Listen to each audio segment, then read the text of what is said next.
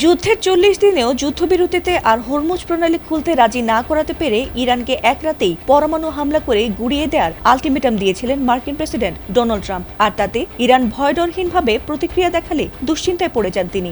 এরপর যখন জোর করে হরমুজ প্রণালী খুলতে প্রস্তুতি নিয়েছেন ট্রাম্প, ঠিক তখনই ইরানের পক্ষে শক্ত অবস্থান নিয়েছিল বিশ্বের দুই প্রভাবশালী পরাশক্তি রাশিয়া ও চীন। আর তাদের কারণেই পাকিস্তানের মধ্যস্থতায় অবশেষে ইরানের সব শর্ত মেনে নিয়ে যুদ্ধবিরতিতে সম্মত হয়েছেন মার্কিন প্রেসিডেন্ট ডোনাল্ড ট্রাম্প।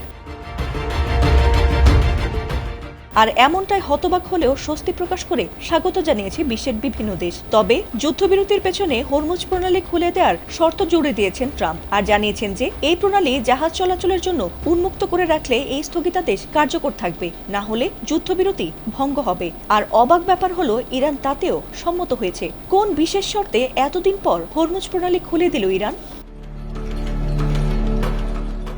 পররাষ্ট্রনীতি বিষয়ক বিশ্লেষকদের মতে অনেকটা বাধ্য হয়েই নাকি ইরানের সঙ্গে 2 সপ্তাহের যুদ্ধবিরতিতে সম্মত হয়েছে ট্রাম্প। কারণ ইরান ও ইসরায়েলের মধ্যে একটি পূর্ণমাত্রার যুদ্ধ হলে তা ট্রাম্পের প্রেসিডেন্সিকে ধ্বংস করে দিত। ট্রাম্প বড় বড় হুমকির কথা বলছিলেন ঠিকই, কিন্তু মধ্যপ্রাচ্যের সবাই জানত যদি ইরানের বিদ্যুৎ কেন্দ্রে হামলা করা হয় তবে তারা মধ্যপ্রাচ্যে এমন হামলা শুরু করত যাতে করে বর্তমানের চেয়েও ভয়াবহ জ্বালানি সংকট তৈরি হতো।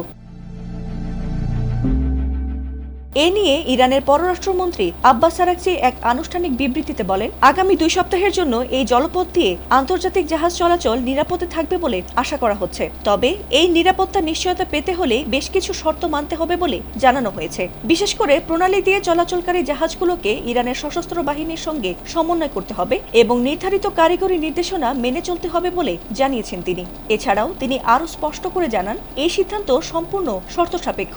ইরানের নিরাপত্তা ও সার্বভৌমত্বের ওপর কোনো ধরনের হুমকি বা আক্রমণ অব্যাহত থাকলে দেশটির সশস্ত্র বাহিনী আবারও সক্রিয় হয়ে উঠবে।